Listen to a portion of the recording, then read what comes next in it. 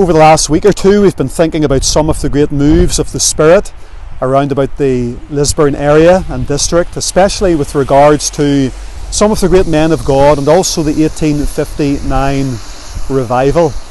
Whenever Paul was writing to the church at Ephesus, he said these words in Ephesians chapter 3 and verse 20, "Now unto him that is able to do exceeding abundantly above all that we ask or even think, according to the power that worketh in us."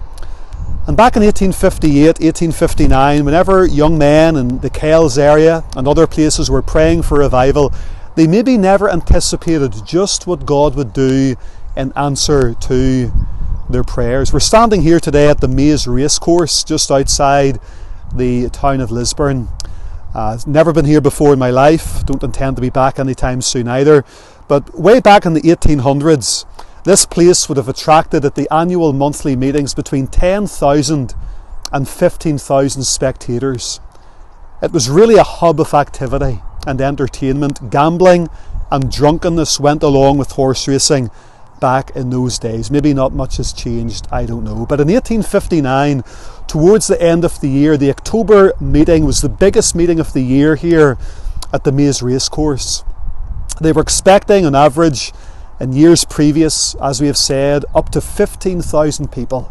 But such had been the move of the Spirit of God in Ulster in 1859 that the very desires, even of the common men, had changed. Religion had affected them. Revival had affected the nation.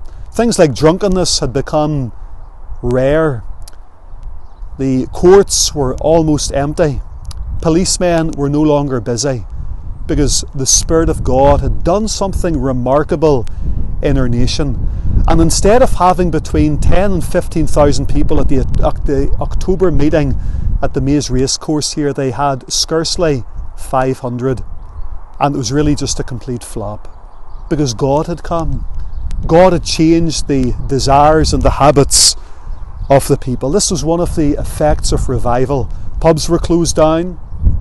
Publicans were put out of business. Gambling ceased.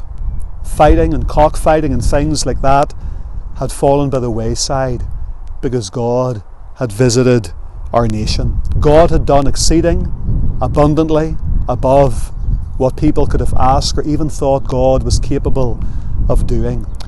And if we were to think about something like that in 2020, people no longer wanting to go to pubs, nightclubs, drunkenness, immorality, policemen at a loose end, courts empty, having to close early, no cases to report. Wouldn't that be a wonderful thing? Do we believe that God can do it again? We trust that God will stir up our hearts. Of course, God has not changed, but maybe we, His people, we have changed. We no longer believe in a God who is able to do exceeding abundantly above all that we ask or even think. But we only have to turn to the Scriptures and see that God is still on the throne, does remarkable things. Look at church history, times of revival, times of blessing.